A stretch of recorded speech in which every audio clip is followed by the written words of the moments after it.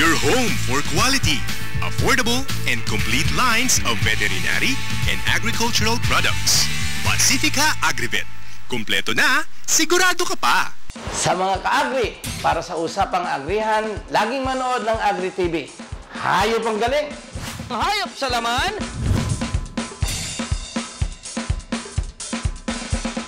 Hayop sa impormasyon!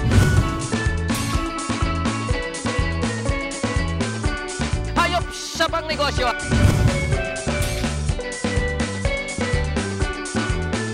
Hayop sa dating!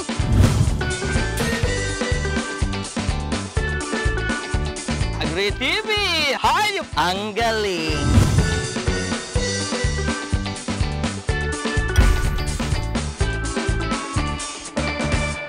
Fights parasites and infections, provides vitamins, minerals, and supplements, giving you a wide array of grooming aid for all your pet needs. For your dogs and cats grooming, Frenzy shampoo for him and for her, and Cuddly Pet Cologne, leaving your pets smelling fresh and clean.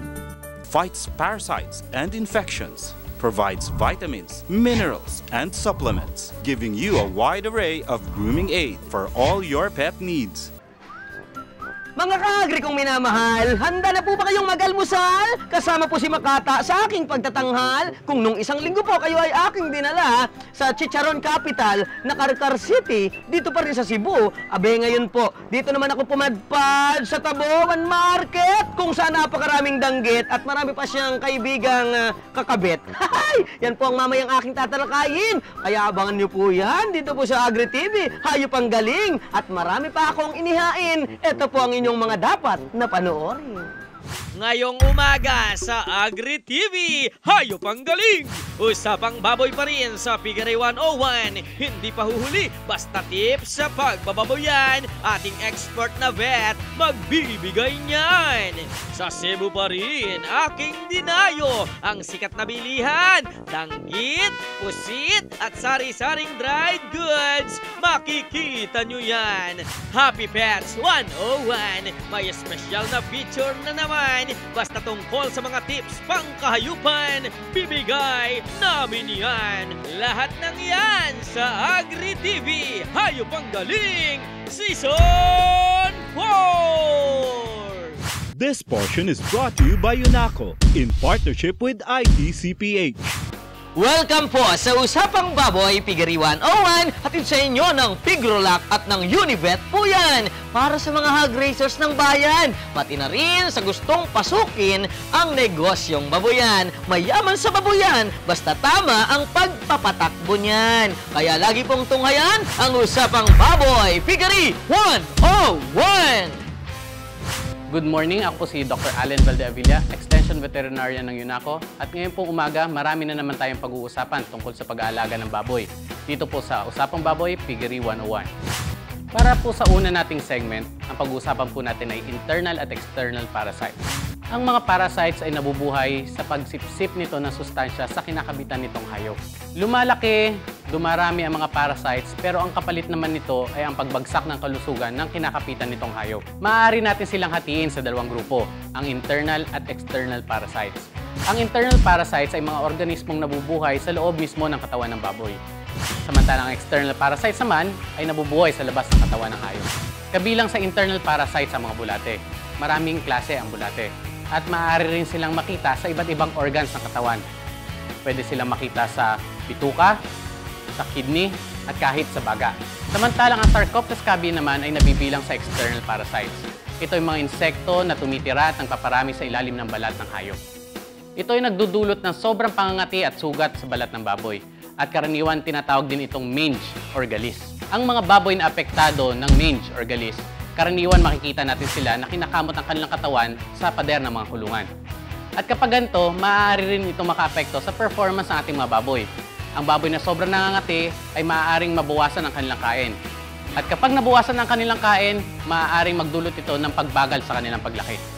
At sa mga inahin naman, ang sobrang pangangati ay maaaring makaapekto sa kanilang pagbabalik sa paglalandi at pagbubuntis.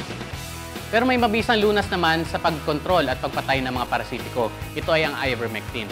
Ang ivermectin ay mabisa laban sa internal at external parasites. Kaya nitong sugpuin ang iba't ibang klaseng bulate at kaya rin nitong patayin ang mga insekto na nagdudulot ng galis. Ang ivermectin ay pwedeng iturok sa laman or sa ilalim ng balat.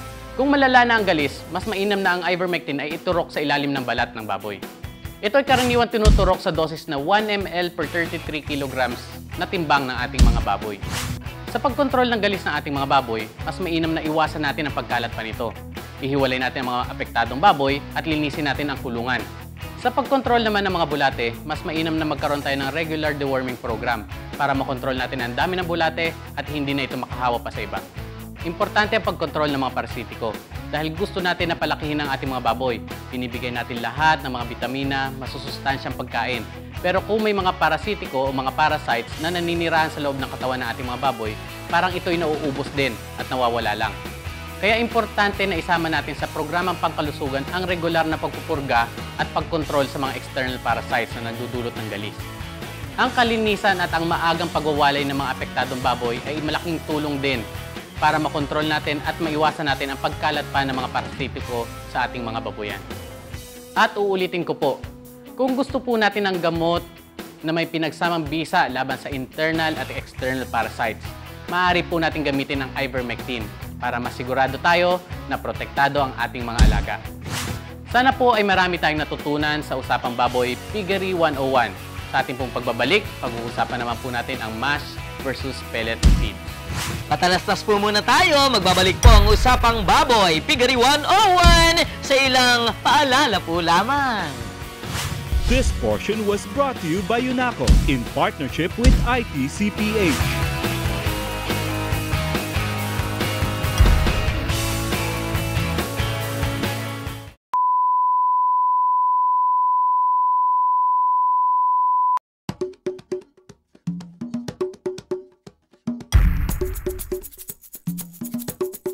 This portion is brought to you by UNACO in partnership with ITCPH.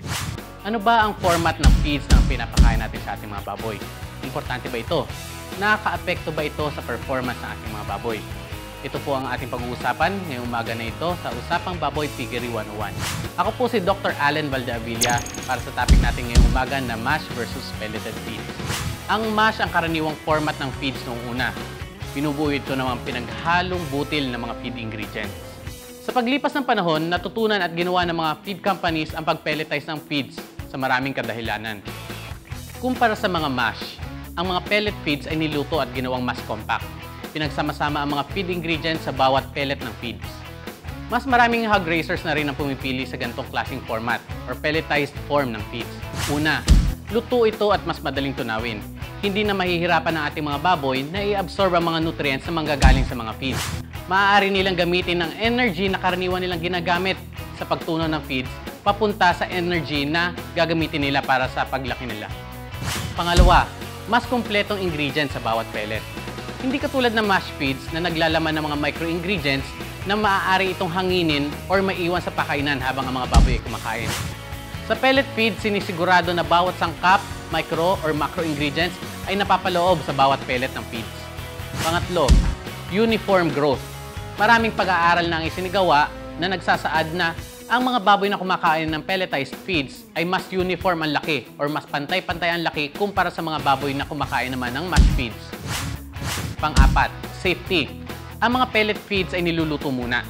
Kaya ang mga mikrobyo na karaniwang makikita sa feed ingredients ay maaaring mabawasan, katulad ng E. coli at Salmonella. Kaya sa panahon ngayon, mas marami na nagpapakain ng pellet form ng feeds kumpara sa mash feeds dahil sa napakaraming advantages nito laban sa mash feeds. Kaya mapapansin natin, sa halos lahat ng malalaking feed companies, pellet form ng feeds ang karaniwang ginagawa nila. Panglima, efficiency. Mas mabilis itong ma-absorb, kaya mas mabilis din itong ma-convert ng katawan para bumuo ng laman. Ang mga pellet feeds ay pwede ring lumabas sa crumble na form. Ibig sabihin nito, ang crumble na feeds ay dumaan din sa mga prosesong pinagdaanan ng mga pellet na feeds. Ang mga crumble feeds ay nagmula sa pellet feeds na dinurog. Ang mga pellet feeds ay maaari ring magkaroon ng iba't ibang size. Ito ay inaayon naman sa gulang at edad ng ating mga baboy. Mas maliliit na size para sa mga biik or mas maliliit na baboy at unti-unti ito lumalaki habang tumatanda ang ating mga baboy. Para sa mga biik, mas malaking tulong kung ang pagkain sa mga ito ay nasa pellet form dahil sa napakaselan pa nilang panunaw. Maaaring magtae ang mga biik kung hindi nito kayang tunawin ang mga kinakain nito at imbis na makatulong, ay baka makasama pa ito. Importante na ang pinapakain natin sa ating mga biik ay naglalaman ng highly digestible na ingredients. At importante din na ito ay nasa pellet form para mas mabilis nila itong tunawin at hindi sila mahirapan. So sana po ay marami tayong natutunan dito sa ating episode ng Usapang Baboy, Piggery 101. So hanggang sa susunod pong linggo ulit, ito po si Doc Allen Valdevilla. Maraming salamat po. Nagtatapos po dito ang yugtong ito ng Usapang Baboy, Piggery 101. Mas marami pang kayamanan ng kaalaman ang inyong matutunghayan, kaya abangan! This portion was brought to you by UNACO in partnership with ITCPH.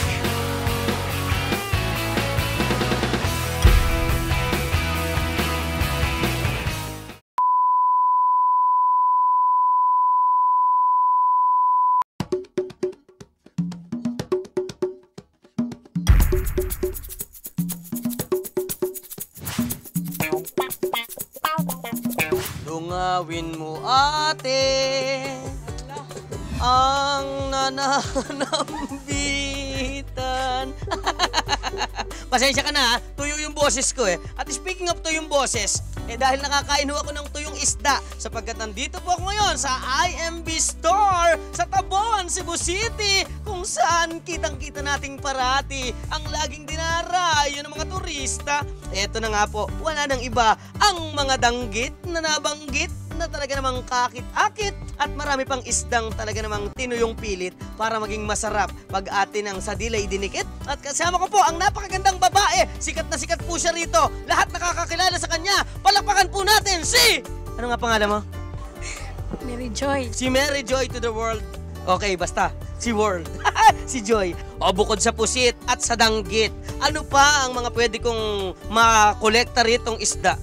Sir, kadalasan sa customer namin, hindi lang danggit at saka pusit, pati yung mga dilis, yung mga hibi, lahat ng klaseng isda. Minsan, kumukuha na 1/4 para matikman daw. Ate, meron din bang dried fish na malalaking isda? O meron po yung lapu-lapu, yung mamsa, yung nakabitay dyan.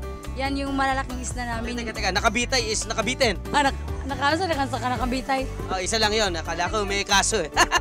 Sabi nila kasi, Makata, baka bumaho yan sa aeroplano. Paano ko naman siya iuwi ng Bulacan? Ay sir, hindi na yan mangangamoy kasi meron kaming makapal na plastic, yung ganun kakapal. Ilalagay namin sa plastic and then isa-sealed. Kahit yan carry, hindi na mangangamoy. Teka, may wholesale ba? For example, ilang kilo dapat para medyo makamura? Kahit hindi ka kuha ng marami, bibigyan ka talaga ng discount. Ate, ikot mo nga ako ng konti. Pag may nahawakan ako, itong maliliit na hipon na ito ba bagoong? Kalkag tawag namin dyan. Alamang ba? Alamang, parang ang bagoong sa amin. Ito naman. Boneless dilis yung biniyak na isda. Wow, akalain mo, pati dilis pala yung nagiging boneless pa. Ate, sa totoo lang, nung makita ko lahat ng tinda mo, ginutom ako. Meron ba ditong hindi na kailangang pirituhin? Pwede nang diretso kain? Yung pusit nga, kahit hindi pa piniprito, kinakain ko na eh. Sarap, di ba? Parang smile mo, ang sarap. Tingnan. At dahil po dyan mga ka-agri, ako yung ma-agree na talagang dapat dito na kayo mamili sa IMB Store sa Taboan, Cebu City. Napakasarap, napakalasa, kahit walang sabaw at mga tuyo sila, talaga namang tuyo ay mag-e-enjoy ka.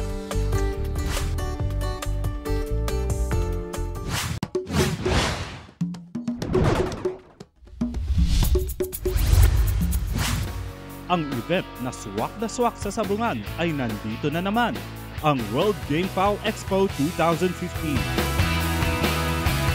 Kaisa ang Agri TV at ang #1 sabong show ng bayan, Sabong TV.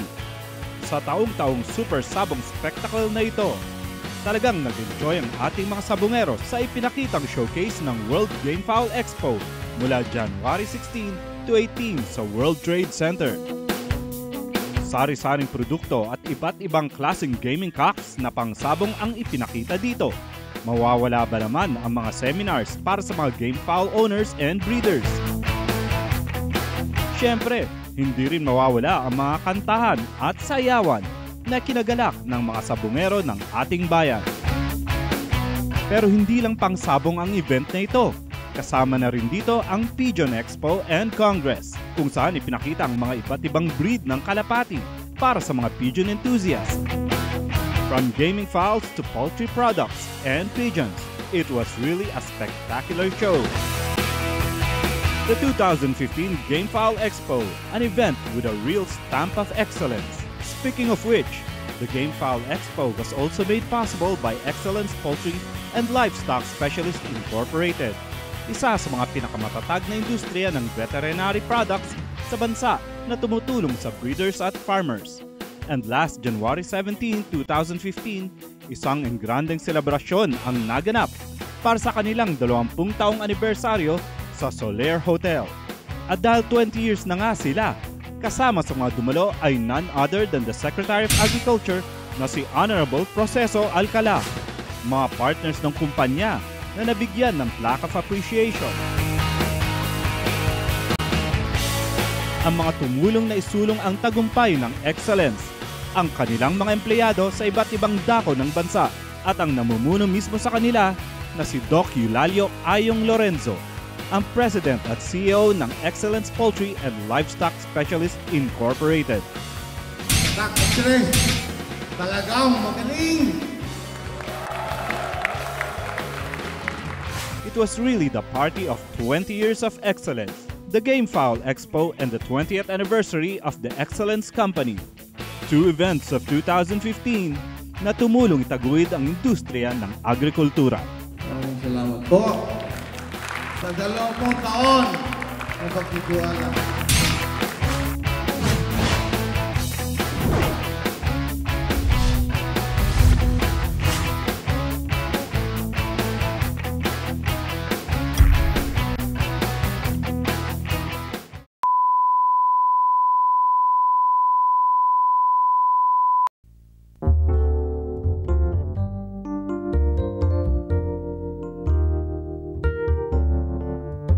Only one thing fuels life.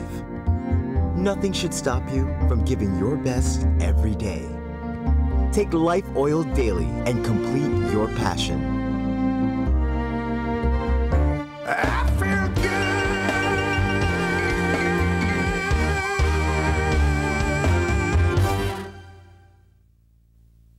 Fights parasites and infections. Provides vitamins, minerals, and supplements, giving you a wide array of grooming aid for all your pet needs. For your dogs and cats grooming, Frenzy Shampoo for him and for her, and Cuddly Pet Cologne, leaving your pets smelling fresh and clean. Fights parasites and infections. Provides vitamins, minerals, and supplements, giving you a wide array of grooming aid for all your pet needs. Para sa inyong alaga, sa LDI Amoxicil magtiwala. Sa gramo lamang, pati rin sa timbang at sa presyo, talagang panalo. Bakterya ang tinataga, hindi ang iyong bulsa.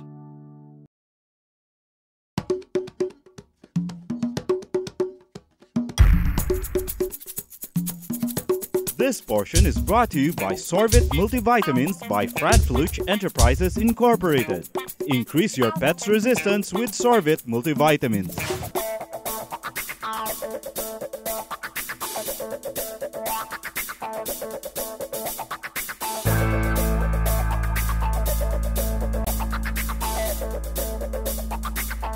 Happy Pets 101 goes to event.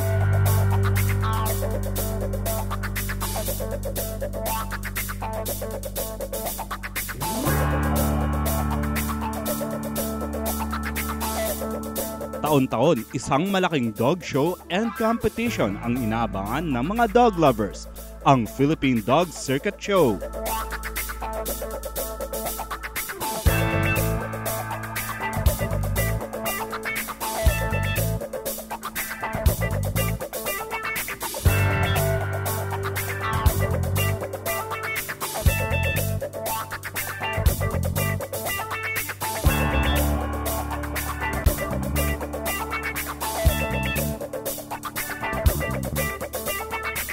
Is an annual 4-day event that attracted a group of elite international and local dog experts. Kasama na ang mga top pet suppliers.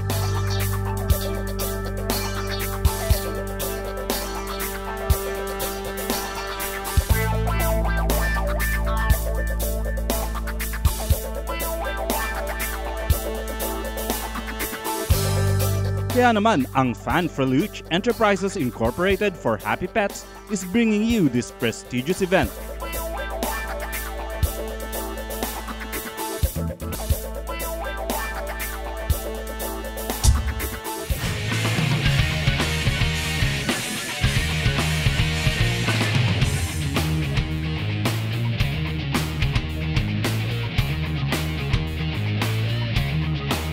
Judges from the USA, Europe, and Asia adjudged almost all types of breeds that filled up the place competing for the best dog in 2015 Dog Circuit Show.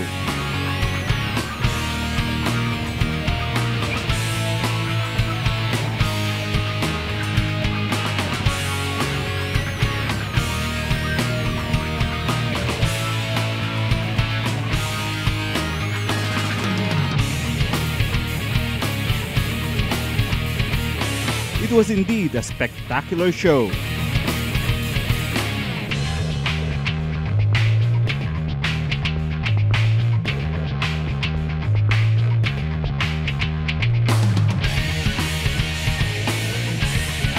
Kaya naman ngayon pa lang, dog lovers are looking forward to the next Dog Circuit Show. See you next year.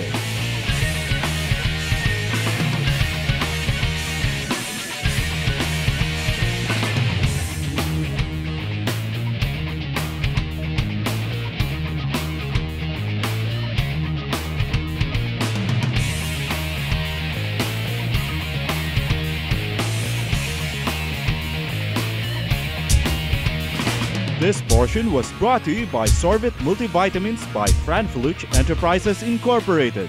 Increase your pet's resistance with Sorbit Multivitamins. Daghang salamat ninyong tanan! Meron naman akong natutunan, pero maigsi lamang. Pero ito pang mahaba. Yung uwi kong dried fish at kung ano-ano pang aking mabibit-bit. Sapagkat dito nga po capital ng danggit. Eka nga, dito po mabibili ang lahat ng mga panindang tuyo na pero napakasarapan ng lasa. Yan po ang isang dinarayo dito sa Cebu. Kaya magpapaalam na po ako sa inyo dahil natutuyo na po ang lalamunan ko. At gutom na rin ako. Gusto ko na mag-almusal katulad nyo. Dito lamang sa Agri TV. Hayop ang galing. Suportahan niyo po ako hanggang sa mga susunod pang episode na darating. Paalam. Laki. Makata would like to thank the following: Headway Vera Salon, Glitter Photo Court, Dentista ko at Robinson's Place Malolos, My Philippines, available at all Kultura outlets.